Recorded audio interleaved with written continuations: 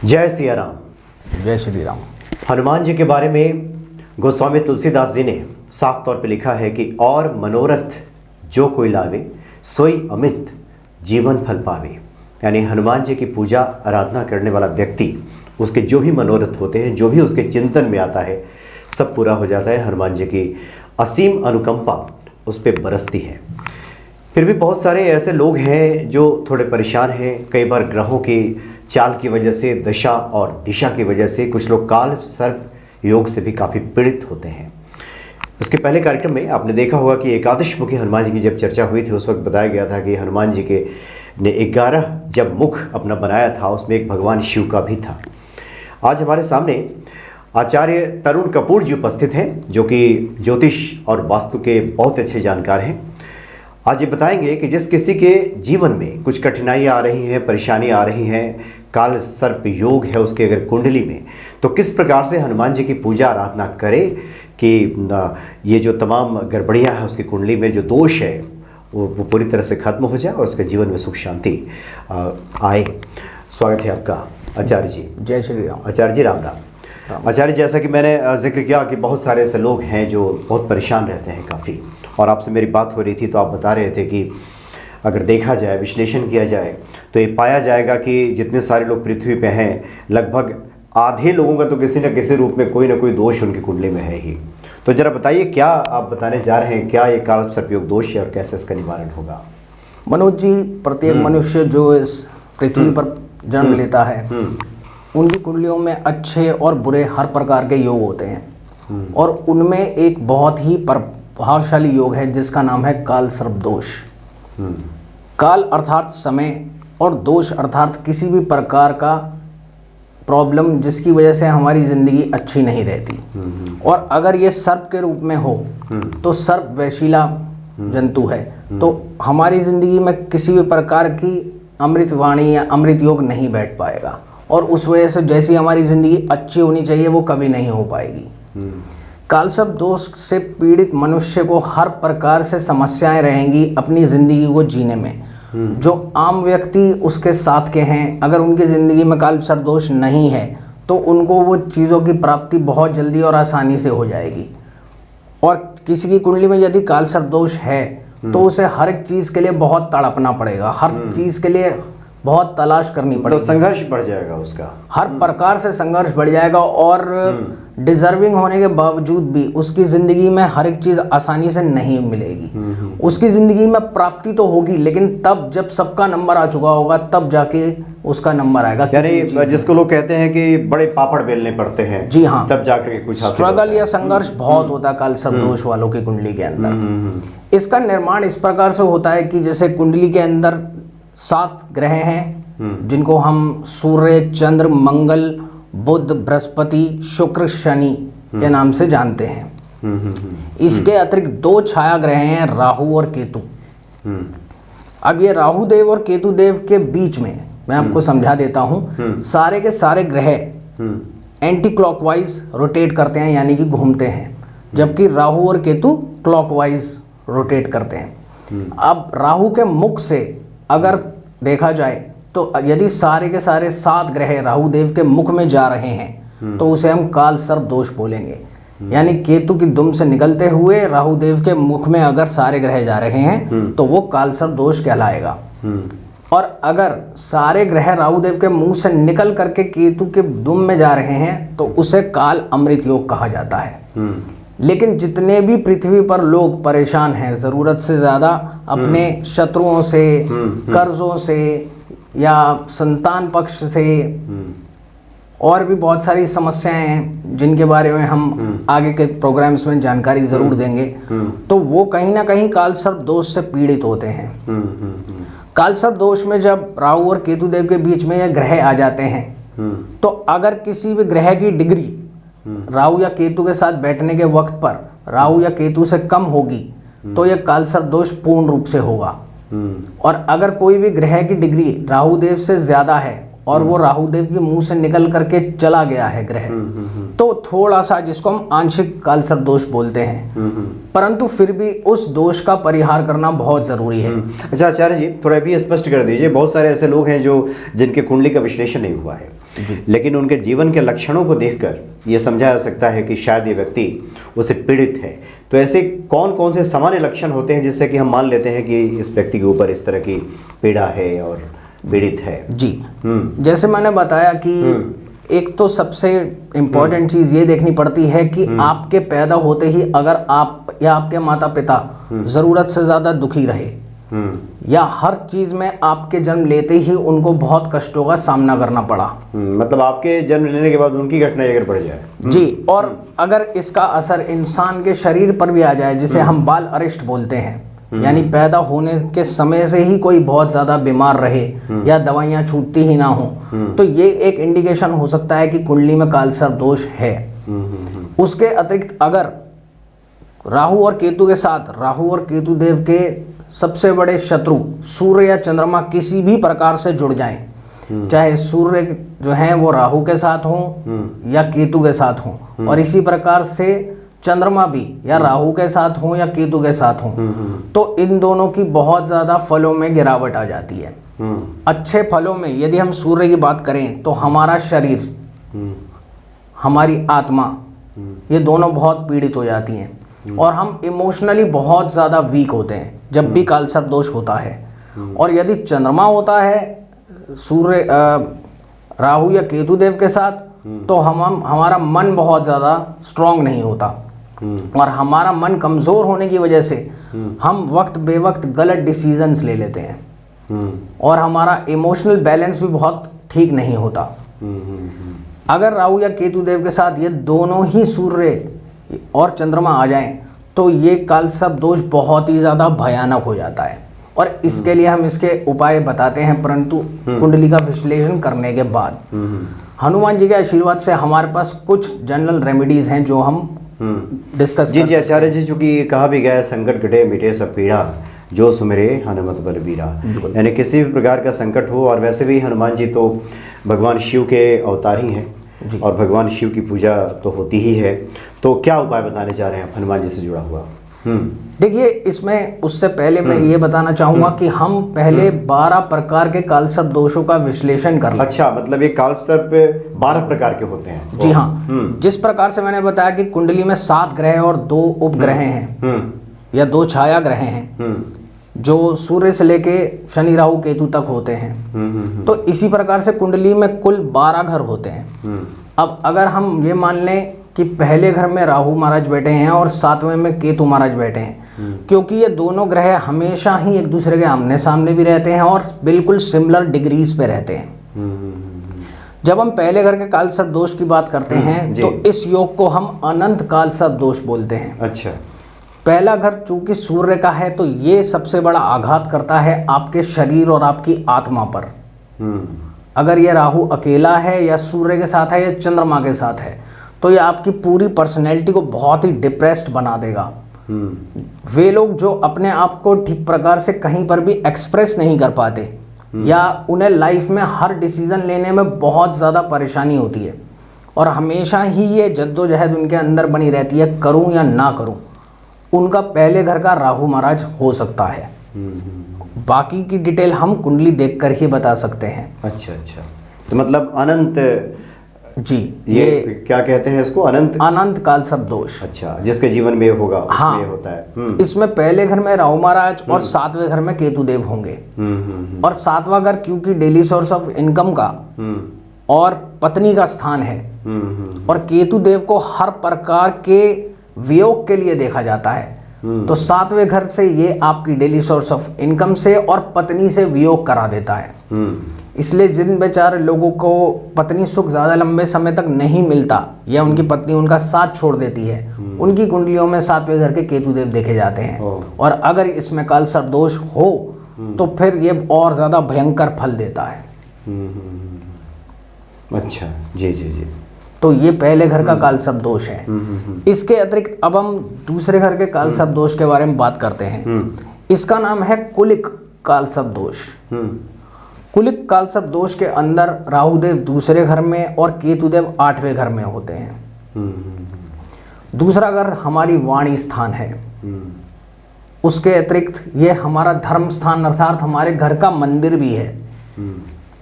और हमारी वाणी स्थान से तो इसका अटैचमेंट है ही।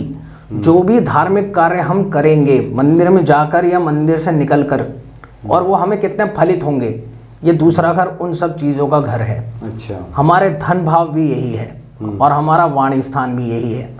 यदि यहाँ राहु महाराज बैठ जाते हैं तो ना सिर्फ हमारे जिंदगी में धन की कमी रहती है, परंतु उसके अतिरिक्त हमारी वाणी में भी बहुत दुष्प्रभाव देखा गया है। जैसे काफ़ी लोग डिप्रेस्ड स्पीच के बहुत शिकार होते हैं, जिस वजह से उनकी स्पीच में बहुत ज़्यादा रेगुलरिटी नहीं होती या क्लैरिटी ऑफ थॉट्स नहीं होता है। उन सब के दूसरे घर में राहु महाराज देखे गए हैं। मतलब जो नकारात्मक बातें करते हैं, क्या वैसा माने? जी हाँ, उसके अतिरिक्त क्योंकि इसका संबंध ना सिर्फ हमारी वाणी से है और दिमाग से भी है। अगर आपके मस्तिष्क में और आपकी वाणी में प्रॉपर कनेक्शन नहीं होगा तो आपकी फ्रीडम ऑफ थॉट्स दुनिया के सामने पहुंच ही नहीं पाएगी, जिस वजह से आपका वाणी दोष दुनिया को सही तरीके से आपको व्यक्त नहीं करने देगा। अच्छा। और अष्टम में केतु होने की वजह से एक तो ये बहुत गंदा भ्रातृ ऋण बना देता है।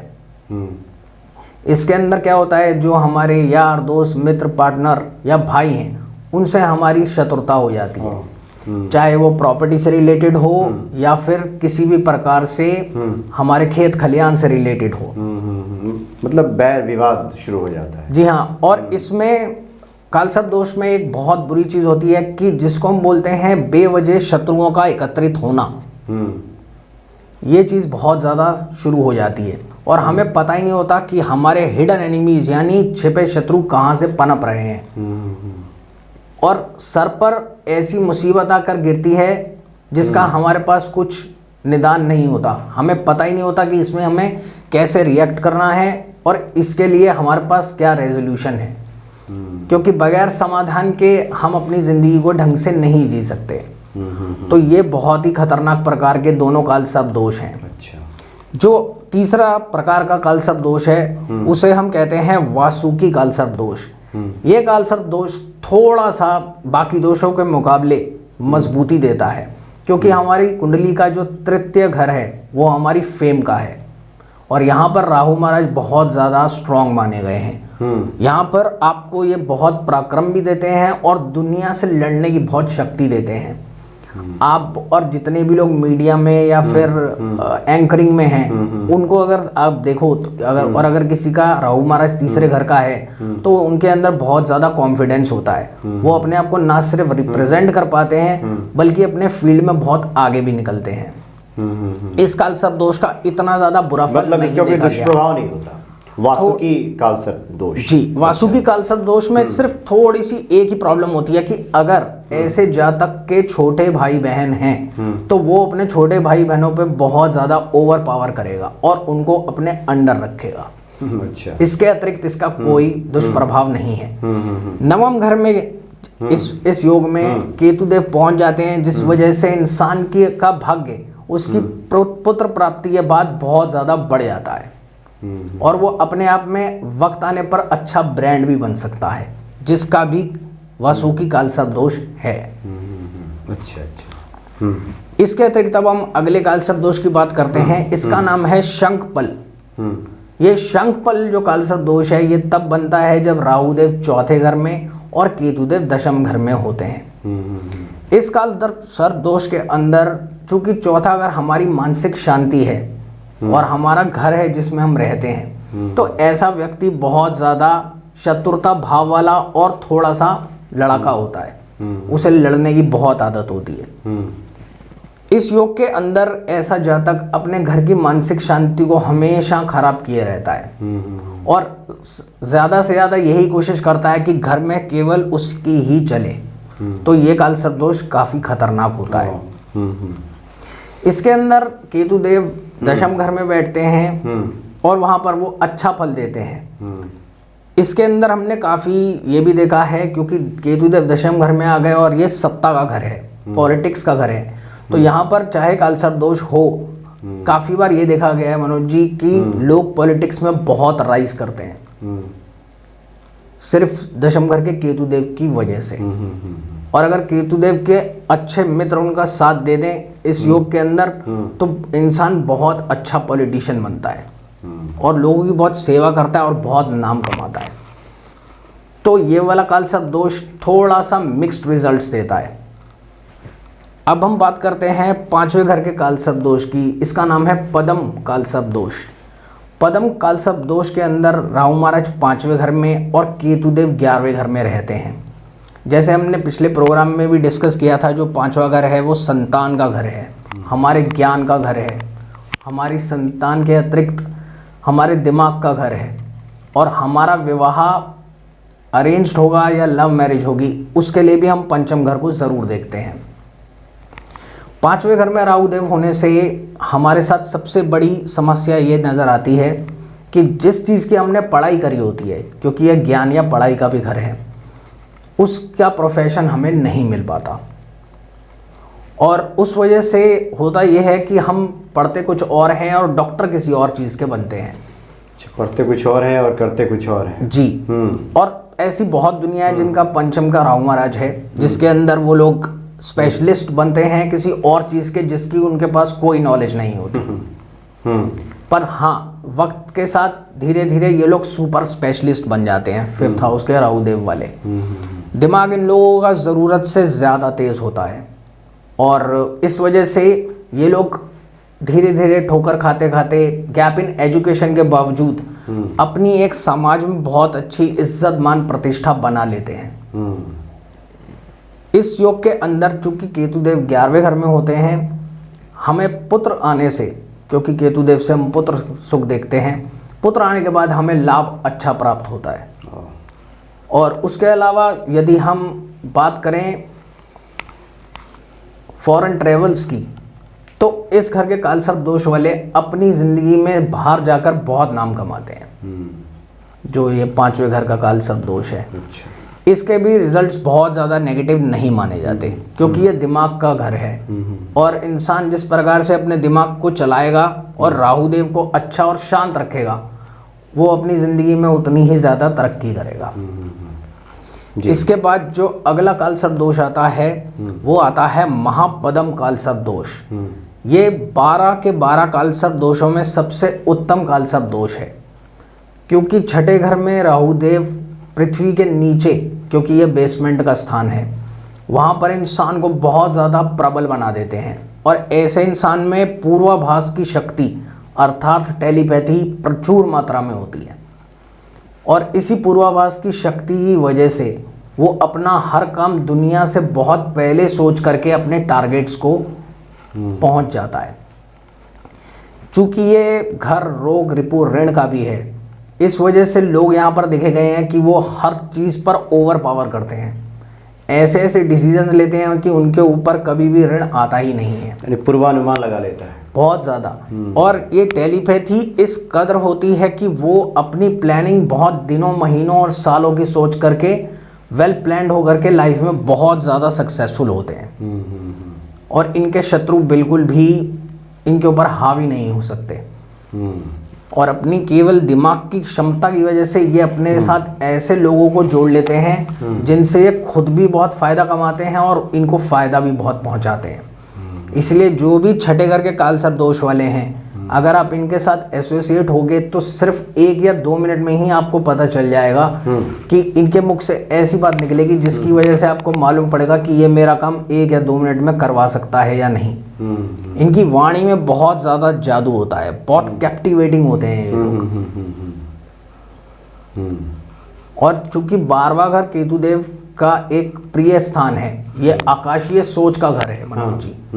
इंसान के अंदर टेलीपैथी के अलावा अपने आप को रिप्रेजेंट करने की इतनी खूबी होती है कि इंसान जहाँ भी जिस भी फील्ड में जाता है वहाँ अपना झंडा गाड़ कर ही आता है, क्योंकि केतुदेव झंडा है अपने आप में, एक फ्लैग है, एक ब्रांड है। तो ये 12th हाउस में पहुँचते ही बहुत मैग्निफिसेंट इफेक्ट्स देते हैं और बहुत अच्छा योग माना जाता है जी। यानी महापद्म शंख योग जो कालसर्प योग है जी, ये महापद्म बहुत अच्छा कालसर्प दोष माना जाता है जी। अगला कौन सा है जी? अब हम बात करते हैं 7वें घर के कालसर्प दोष की, और ये थोड़ा सा डेंजरस वाला कालसर्प दोष होता है। इसका नाम है तक्षक कालसर्प दोष। हाँ, तक्षक सर्प के बारे में कहा भी जाता है जी। कि काफ़ी वो विषैला वो है ही। जी। और अभी जहाँ तक मुझे स्मरण है, काफ़ी ऐतिहासिक कथा भी है कि वो डसने के लिए भेजा गया था उनके, उसके बाद काफ़ी ईश्वर की प्रार्थना करने के बाद उन्होंने छोड़ा था। संभवतः कौन से व्यक्ति अभी स्मरण नहीं आ रहा, लेकिन ये तक्षक का नाम उसमें आता है। जी। देखिए, जो तक्षक कालसर्प दोष है ये तब बनता है जब राहु देव 7वें घर में और केतु देव पहले घर में होते हैं। जैसे हमने पहले भी बताया कि 7वां घर डेली सोर्स ऑफ इनकम का है और पत्नी स्थान है। जिस प्रकार से केतु देव 7th हाउस में problems with wife and daily source of income देते हैं, राहु देव का थोड़ा सा इससे उलट फल होता है, लेकिन अच्छा फल नहीं होता। इसके अंदर हमने देखा है कि जब भी 7वें घर का कालसर्प दोष होगा तो विवाह पर विवाह होते रहेंगे, परंतु उस विवाह से कुछ हासिल नहीं होगा, टिकाऊ नहीं होगा। जी। क्योंकि राहु देव वो हिस्सा है जिसने अमृत पान कर रखा है और उसे सब कुछ चाहिए, वो कुछ भी सेक्रीफाइस करने को तैयार नहीं है। तो यहाँ पर बाय हुक और क्रुक वो अपनी शादी को या डेली सोर्स ऑफ इनकम को चलाता तो रहता है, परंतु कालसर्प दोष होने की वजह से वो चीज़ टिक नहीं पाती। ऐसे जातकों को हम एक चीज़ बहुत आम तौर पर बोलते हैं कि चाहे वो दिन का लाख रुपया कमा लें, परंतु 1.25 लाख का खर्चा उनको उनके सामने नजर आ जाएगा। क्योंकि 7th हाउस का जो राहु देव है वो चाहे उन्हें पैसे दे देगा पर उतना खर्चा भी करवा देगा। ये कालसर्प दोष बहुत ज़्यादा अच्छे योगों में नहीं माना जाता। तक्षक कालसर्प दोष चूंकि 7th हाउस से ताल्लुक रखता है, तो आपकी डेली सोर्स ऑफ इनकम और पत्नी की सेहत, इन दोनों में बहुत ज़्यादा गिरावट दे देता है शादी के दिन से ही। और धीरे धीरे संबंध विच्छेद हो जाना या बार बार अलग अलग जगह संबंध बनना, ये भी इस योग में बहुत ज़्यादा देखा गया है। पहले घर में केतु देव आने से वही भ्रातृ ऋण बन जाता है जो केतु देव अष्टम में आने से होता है। और इसमें भी आपके यार दोस्त मित्र पार्टनर से लड़ाई झगड़े रहना, पार्टनरशिप ना फलना, उसके अतिरिक्त सगे भाई से या सगा भाई ना होने से बाहर वाले मित्रों से संबंध विच्छेद हो जाना, ये सब बहुत ज़्यादा देखा गया है। इस कालसर्प दोष का परिहार करना और पूजा पाठ करना भी बहुत ज़रूरी है, उसके बारे में हम आपको अवश्य बताएंगे जी। इसके अतिरिक्त जो अष्टम के घर का कालसर्प दोष है उसका नाम है कर्कोटक कालसर्प दोष। इस योग के अंदर केतु देव दूसरे घर में और राहु देव अष्टम घर में होते हैं। इसके अंदर सबसे ज़्यादा खराब बात ये देखी गई है कि इसमें मुसीबत पर मुसीबत ही आती रहती है, और अभी आप एक मुसीबत से चैन नहीं पाते कि दूसरी मुसीबत सर पर खड़ी हो जाती है। इसको बोलते हैं unexpected incidents in your life, जो आपके साथ सारी जिंदगी चलते रहते हैं। इस कालसर्प दोष में एक बहुत खराब चीज़ ये भी मानी जाती है कि आपको यूजलेस ट्रेवल्स बहुत मिलते हैं, जिसको कई लोग बोलते हैं कि मेरे पाँव में चक्कर है और मैं कहीं भी जाता हूँ असफलता ही मेरे कदम चूमती है। तो ये वही योग होता है, अष्टम घर का कर्कोटक कालसर्प दोष। अच्छा। इसका भी पूजन और उपचार करना बहुत ज़्यादा ज़रूरी है, वरना सारी ज़िंदगी खराब हो जाती है इस योग के चलते। क्योंकि 8वां घर वैसे ही एक मौत का हेडक्वार्टर है, और वहाँ पर अगर राहु देव जैसा ग्रह बैठ जाए तो कहते हैं चलते चलते सर पर मुसीबतों के पहाड़ गिरते हैं। इसके अतिरिक्त जो अगला कालसर्प दोष है वो है शंखचूड़ कालसर्प दोष। ये तब बनता है जब राहु देव 9वें घर में और केतु देव तीसरे घर में होते हैं। 9वां घर जो है वो हमारे पूर्वजों का स्थान है, और इसके अतिरिक्त हमारे पिता का भी घर है यही, और सबसे इम्पोर्टेंट ये हमारा किस्मत यानी लक का स्थान है। राहु देव के यहाँ आने से इन तीनों ही सुखों में बहुत ज़्यादा प्रॉब्लम्स देखी गई हैं। काफ़ी लोग जो पैदा होते हैं और उनके पिता जल्दी इस दुनिया से चले जाते हैं, मनोज जी उनकी कुंडली में यही योग देखा गया है कि 9वें घर में राहु महाराज हैं और तीसरे घर में केतु महाराज हैं। यहाँ पर ये दोनों ग्रह बैठ के आपकी पूरी लाइफ को बहुत ज़्यादा डिस्टर्ब कर देते हैं, और ना चाहते हुए भी आपके अपने माता पिता के साथ संबंध बहुत ख़राब हो जाते हैं। क्योंकि तीसरा घर छोटे भाई बहनों का भी है, तो इसमें यह देखा गया है कि हम अपने छोटे भाई बहनों से दूर जा कर के रहना शुरू हो जाते हैं, और ना ही हमारे माता पिता को हमारा सुख मिल पाता है, ना ही हमारे बहन भाइयों का सुख मिल पाता है, क्योंकि माता पिता इसी बात से बहुत दुखी रहते हैं कि हमारे जीते जी हमारे बच्चे एक वक्त पे एक हो ही नहीं पाते। इसीलिए इसका उपचार होना भी बहुत ज़रूरी है और इसकी भी पूजा अवश्य करवानी चाहिए। जी। अब हम अगले काल सर्प दोष की बात करते हैं, जो कि दशम घर का होता है। ये भी बहुत अच्छे योगों में नहीं आता। इसका नाम है घातक काल सर्प योग। इसके अंदर राहु देव दशम घर में और केतु देव चौथे घर में होते हैं। दशम घर जैसे कि हमारी कर्म, आजीविका या प्रोफेशन का घर है, तो यहाँ राहु देव आपको बहुत ज़्यादा अच्छी एडमिनिस्ट्रेटिव पावर्स दे देते हैं, जिसकी वजह से आप अपनी कर्म और आजीविका में बहुत अच्छा काम कर पाते हो। अगर आप इलेक्ट्रिकल इंजीनियर हो या किसी भी प्रकार की इंजीनियरिंग जिसके अंदर बिजली का प्रयोग होता है, आप इस तरीके के किसी भी काम में हो, और अगर आप गवर्नमेंट से एसोसिएटेड कामों में हो, तो यहाँ राहु देव का फल काफ़ी अच्छा माना गया है। परंतु चौथे घर में केतु आने से चंद्रमा बहुत ज़्यादा पीड़ित हो जाता है, और यह माता की सेहत और माता की उम्र के लिए अच्छा नहीं माना गया है। तो ये वाला योग भी थोड़ा सा मिक्स रिजल्ट्स देता है। आपकी कर्म आजीविका को तो ये बहुत अच्छा कर देता है, परंतु आपकी मातृ सुख को ये काफ़ी क्षति पहुंचाता है। जी। अच्छा। इसके लिए भी बहुत सारी पूजा और बहुत सारे मंत्र उपचार करने पड़ते हैं। अब हम बात करते हैं 11वें घर के काल सर्प दोष पर। इसका नाम है विषधर काल सर्प दोष। विषधर काल सर्प दोष में चूंकि राहु देव 11वें घर में और केतु देव 5वें घर में आ जाते हैं, इस वजह से क्या होता है, 11वां घर हमारे प्रॉफिट्स का और हमारे दादा दादी का भी होता है। तो यहाँ देखा गया है कि हमें दादा दादी का सुख ज़्यादा लंबे समय तक नहीं मिलता। इसकी ये इंडिकेशन रहती है कि अगर किसी के दादा दादी की उम्र 11 साल या 8 साल से कम रही जब वो बच्चा पैदा हुआ, अगर उसने अपने दादा दादी को सिर्फ 8 या 11 वर्ष तक ही देखा और उसके 11वें घर का काल सर्प दोष है, तो इसका मतलब है वो काल सर्प दोष बहुत ज़्यादा नेगेटिव फल दे रहा है, और वो बढ़ती उम्र के साथ बहुत दुखी भी करेगा और आपको कभी भी चैन से नहीं रहने देगा, और बढ़ती उम्र के साथ आपके लाभ भी बहुत खराब करेगा।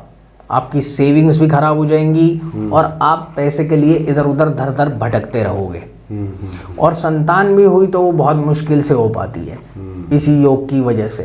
तो इस योग को भी हम बहुत क्लैरिटी से यही बोलते हैं कि इसकी पूजा निरंतर रूप से करनी चाहिए।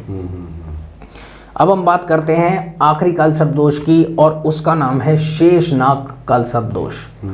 ये इन 12 काल सर्प दोषों में सबसे अंतिम काल सर्प दोष है, लेकिन ये सबसे ज़्यादा खतरनाक और डेंजरस है, क्योंकि शेषनाग का मतलब है कि प्रॉपर नाग जो अपना फन उठाए हुए है, और ये पूर्ण रूप से जागृत काल सर्प दोष होता है। इसके अंदर जो राहु महाराज हैं वो पूरे 12वें घर में आकाशीय सोच में पहुंच जाते हैं। ऐसे लोगों को दिन में सपने देखने की बहुत ज़्यादा आदत होती है। अच्छा। जिसकी वजह से वो अपना समय सिर्फ दिन में सपने देखने में ही व्यतीत कर देते हैं, और बहुत ज़्यादा डे ड्रीमर्स होने की वजह से अपने टारगेट्स को कभी भी ढंग से और वक्त पर पूरा नहीं कर पाते। यहाँ पर इंसान के अंदर बहुत ज़्यादा आदत होती है कि इंसान बहुत बड़े बड़े बोल बोल करके अपनी ज़िंदगी को व्यतीत करता है, परंतु अंदर से वो कुछ भी नहीं होता। अच्छा।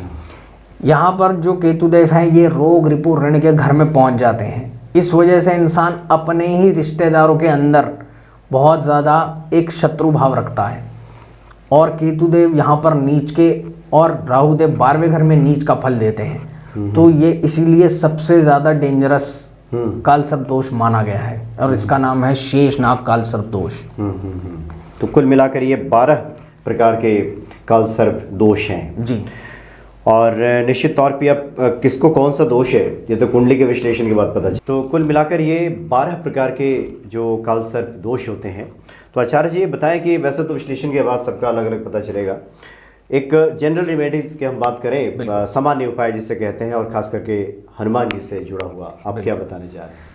जी हाँ, अगर मैं इसके लिए आपको एक बहुत छोटी सी कथा बताता हूँ, जिसके अंदर रावण और श्री राम का जब युद्ध हो रहा था, तो उस वक्त पर मेघनाथ को कंट्रोल करने के लिए भेजा गया था कि आप ये सब उत्पात को रोकिए, और उसने नागपाश नाम का एक अस्त्र छोड़ा था। बिल्कुल। और जिसमें श्री राम और लक्ष्मण जी दोनों ही बंद गए थे और पूरी सेना भी उसके अंदर आ गई थी।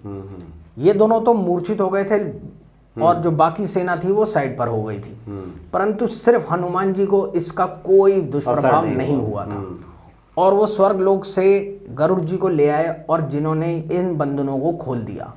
ये नागपाश जो चलाया गया था ये राहुदेव और केतुदेव के ही रूप में था, जिसका हनुमान जी पर कोई असर नहीं हुआ था। इसलिए मनोज जी, जिसकी कुंडली में भी इन 12 में से कोई भी कालसर्प दोष हो, उसको निरंतर श्री हनुमान जी की पूजा अवश्य करनी चाहिए, जिसके अंदर वो नित्य हनुमान चालीसा जरूर पढ़े। उसके अतिरिक्त अपने भोजन में जो हमने पिछले प्रोग्राम में हलवा बताया था वो जरूर खाए, क्योंकि जब तक हनुमान जी की और मंगल की शक्ति आपके अंदर रहेगी तब तक आप इस कालसर्प दोष से अपने आप को बचा पाएंगे। इस दोष के अंदर जो सबसे बड़ी प्रॉब्लम देखी गई है वो यही है कि आपको कोई भी वस्तु आपके वक्त पर नहीं मिलती, जिस वजह से आपका पेशेंस लेवल बहुत ज़्यादा नीचा हो जाता है। तो उसको अपलिफ्ट करने के लिए और अपनी शक्ति को बढ़ाने के लिए, क्योंकि ये शरीर पर भी बहुत भार और प्रहार देता है, तो उसके लिए आपको हनुमान जी की पूजा अवश्य करनी चाहिए। दूसरी चीज इसके अंदर हम ये बोलते हैं कि आप प्रत्येक सोमवार को रुद्र अभिषेक अवश्य करें, शिव जी की पूजा भी जी, करें। जिसके अंदर अगर आपके पास चांदी का लोटा हो तो वो ले लीजिए, नहीं तो स्टेनलेस स्टील का लोटा ले लीजिए, या फिर ब्रास अर्थात पीतल का लोटा ले लीजिए। इसके अंदर आप चावल, गंगाजल, कच्चा दूध, शहद और काले तिल, इन 5 चीज़ों का प्रयोग अवश्य करिए। और एक मंत्र है जो मैं आपको बता देता हूँ, ये आप बिल्कुल लिख सकते हैं। वो मंत्र है ओम नव कुलाय विद्महे विषदंताय धीमहि तनो सर्पो प्रचोदयात। इसका उच्चारण करते करते आपको शिवलिंग पर और या शिवलिंग के ऊपर अगर मंदिर में कॉपर का स्नेक है या कॉपर का सर्प है तांबे का, उसके ऊपर ये विसर्जित करना चाहिए और तब इस मंत्र का प्रयोग करना चाहिए। शिवलिंग के पास जो तांबे का कांसे का सर्प बना होता है जी, इसको करने से आपको आपके कालसर्प दोष के बुरे फलों से बहुत जल्दी आराम मिलेगा। इसके अतिरिक्त आप एक कार्य और कर सकते हैं। आप साल में एक बार किसी भी सोमवार को चांदी के नाग नागिन जो कम से कम 10-10 ग्राम के होने चाहिए, अर्थात 20 ग्राम के, आप ये चांदी का नाग नागिन का जोड़ा लीजिए और अपने सर से उल्टा वार कर इस प्रकार से फेंक दीजिए और पीछे मुड़कर मत देखिए, मतलब बाईं तरफ से ऐसे फेंकें जी। और इसको एंटी क्लॉकवाइज यानी बाएं कंधे से शुरू करके ऐसे 8 बार या 12 बार करना चाहिए। यानी बाईं तरफ से शुरू करें, घड़ी के विपरीत दिशा में बिल्कुल उसको घुमाएं और इस 7 बार चांदी या के 12 नाग बार 8 बार या 12 बार 8 बार या 12 बार। अच्छा जी। आप इसको ऐसे करके फेंक दीजिए और पीछे मुड़कर मत देखिए और अपने घर चले आइए। ये करने से उस साल के लिए आपका कालसर्प दोष बहुत ज़्यादा शांत हो जाएगा। इसको अगर आप सोमवार को पूर्णमासी के दिन करें तो बहुत अच्छा रहेगा। इसके अतिरिक्त हम कुछ उपचार और भी बताते हैं, जिसके अंदर हम बताते हैं कि आपको राहुदेव और केतुदेव के मंत्र उच्चारण किसी भी प्राण प्रतिष्ठित पंडित जी से ज़रूर करवाने चाहिए। इसके अंदर 18,000 राहुदेव के और 7,000 केतुदेव के मंत्र होते हैं। और उसके अलावा आप राहुदेव और केतुदेव मार्तंड यंत्र या कालसर्प दोष का यंत्र अपने पूजा स्थान में रख सकते हैं, जिसके बाद इस योग का बहुत हद तक शमन हो जाता है और ये योग अपना बुरा प्रभाव त्याग देता है। अच्छा आचार्य जी, बहुत से लोगों का सवाल भी होता है कि जिन लोगों को कालसर्प दोष हो, उनका सवाल होता है कि वो या तो मांस मछली खाते हैं, कुछ लोग मदिरा का सेवन करते हैं, तो क्या इसमें वृद्धि हो जाती है? उनको क्या सलाह देने जा रहे हैं? जी हाँ, कालसर्प दोष होने की वजह से हमारे अंदर राक्षसी शक्तियों का बहुत ज़्यादा प्रचुर मात्रा में समावेश हो जाता है। तो अगर हम तामसिक भोजन का प्रयोग करते हैं, उसके बाद ये देखा गया कि ये योग बहुत उल्टा हमारे ऊपर प्रभाव डालता है, तब और भी ज़्यादा प्रभावी होने लगता जी। है। इसीलिए ऐसे लोगों को ज़्यादा से ज़्यादा कोशिश करनी चाहिए कि वो मंगलवार को, शनिवार को और बृहस्पतिवार को बिल्कुल से दूर रहें, खान पान बिल्कुल सीधा साधा रखें। मंगलवार को और शनिवार को कदापि मांस मदिरा का प्रयोग ना करें। इसके अंदर हम लोग मत्स्य यानी मछली और एग्स यानी अंडों का भी मना कर देते हैं कि ना ही खाएं तो ही अच्छा है। किसी भी प्रकार का मांस ना खाएं तो बहुत अच्छा रहेगा। तब ये दोष इतना ज़्यादा गलत प्रभाव नहीं देगा, अन्यथा ये आपका हर प्रकार से काम खराब करने के लिए ही कुंडली में बैठता है। आचार्य जी, कुछ लोग ये भी सवाल होता है, बहुत से लोगों ने कमेंट्स भी किया है कि हम लोग तो मांस मछली तो नहीं खाते, अंडे का सेवन करते हैं, तो क्या इसको मांसाहार की श्रेणी माना जाएगा क्या? देखिए, आजकल के ज़माने में कुछ लोग एग को भी वेजिटेरियन यानी कि सात्विक खाने में ही मानना शुरू हो गए हैं, परंतु मैं ऐसा नहीं मानता हूँ। जो एग या अंडा है वो मांस में ही आता है, तो इसलिए क्योंकि उसमें एक जीव पल रहा होता है और हम उसी को खा रहे होते हैं, इसलिए बेहतर है कि आप ना ही खाएं तो ज़्यादा अच्छा। लेकिन मन ना मान रहा हो तो फिर कम से कम वो जो आपने वार बताए हैं, मंगलवार, बृहस्पतिवार और शनिवार जी, 3 दिन तो बिल्कुल हाथ न लगाए। किसी भी प्रकार का काल सर्प दोष हो मनोज जी, पहले से लेके 12वें घर का, उसके अंदर हमें ये जरूर देखना होगा कि कहीं हमारे राहुदेव और केतुदेव, चंद्रदेव और सूर्य नारायण को पीड़ित तो नहीं कर रहे। इनमें से कोई भी राहु या केतु के साथ हो तो आपको रविवार का व्रत और सोमवार का व्रत अवश्य रखना चाहिए। रविवार का व्रत रखने से आप भगवान विष्णु की और सोमवार का व्रत रखने से आप भगवान शिव की आराधना करेंगे, और इन दोनों के ही व्रत रखने से आपके ये दोनों ग्रह सूर्य और चंद्रमा अपने अच्छे फलों को देना शुरू कर देंगे। जैसे ही ये व्रत केवल 11 की संख्या में पहुंचेगा, आप देखेंगे कि आपके शरीर में अच्छी मात्रा में ऊर्जा आनी, तो सकारात्मक बदलाव शुरू हो जाएगा। आचार्य जी का आखिरी सवाल ले लेते हैं कि जो लोग ये उपाय अभी नहीं कर पा रहे हो या वक्त है थोड़ा करने में, तो कुछ ऐसा उपाय बता दीजिए हनुमान जी के बारे में कि वो उसको करते रहे और कम से कम कुछ तो राहत मिले उनको, संकट का जो टलना है वो शुरू हो जाए। वो क्या करें? जैसे तो आपने बताया कि नित्य पूजा हनुमान जी कीजिए, हनुमान चालीसा का पाठ कीजिए, फिर क्या क्या करते रहें वो? इसके अलावा बहुत सरल उपाय ये है कि हम एक चांदी का स्वास्तिक खरीद कर लाएं और उसे घर की पश्चिम दिशा में लगा दें। अच्छा, मुख्य दरवाजे पे जी, उसको बाहर की तरफ अच्छा, उसका मुख होना चाहिए, और दोनों तरफ चांदी के वही नाग नागिन 10-10 ग्राम के, उसे वो भी ऊपर चढ़ते हुए आप लगा दीजिए।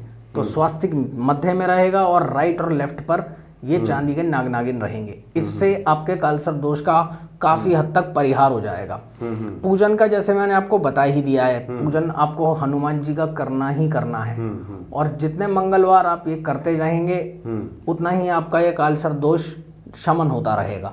अगर किसी की कुंडली में किसी भी प्रकार का दोष है, खास तौर पर कालसर्प दोष, तो उसको हनुमान जी की पूजा जरूर करनी चाहिए। कुंडली के विश्लेषण में हम देख लेते हैं कि अगर इसका मंगल प्रबल है तो ऐसी स्थिति में आप लाल कलर के वस्त्रों का पहनना, जेब में लाल रंग का रुमाल रखना, ज़्यादा से ज़्यादा शहद का प्रयोग करना और मीठी वस्तुएं खाते रहना, इससे काफ़ी हद तक आपके कालसर्प दोष का शमन रहता है और आपकी लाइफ काफ़ी हद तक ठीक रहती है।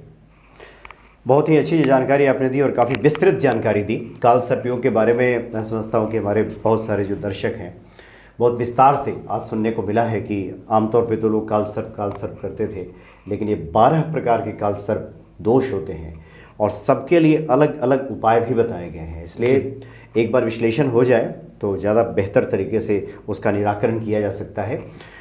और तब तक नहीं होता है तो आचार्य जी ने तो बता ही दिया कि हनुमान जी तो हैं, संकट कटे मिटे सब पीड़ा, नाश है रोग हरे सब पीड़ा।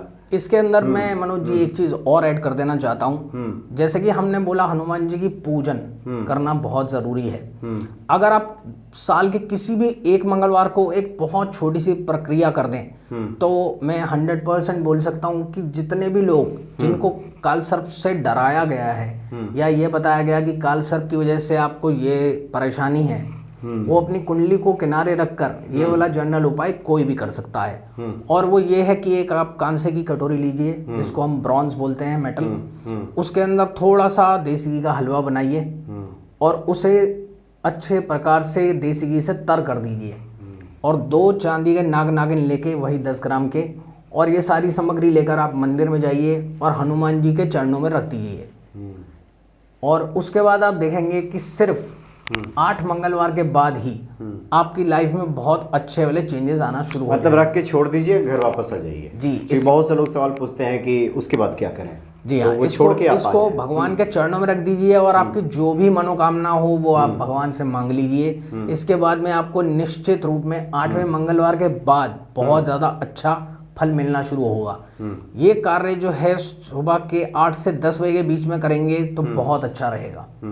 आपको कोई भी कष्ट हो आप हनुमान जी से प्रार्थना कर दीजिए, वो कष्ट अपने आप निवारण हो जाएगा। जी जी जी। चलिए आचार्य जी, आपने काफ़ी अच्छी जानकारी दी और हम समझते हैं कि इससे काफ़ी कुछ जिन लोगों के जीवन में कठिनाइयाँ हैं, परेशानियाँ हैं, जिन लक्षणों को आपने सुना उससे भी आप समझ सकते हैं कि कहीं काल सर्प दोष तो नहीं। तो एक बार उसको चेक करा लें, दिखा लें, और जब तक ये नहीं होता है तो फिर तो हनुमान जी तो हैं ही। चलिए, बहुत बहुत धन्यवाद आपका आचार्य जी, आपने काफ़ी अच्छी जानकारी दी। जय सिया राम। जय श्री राम।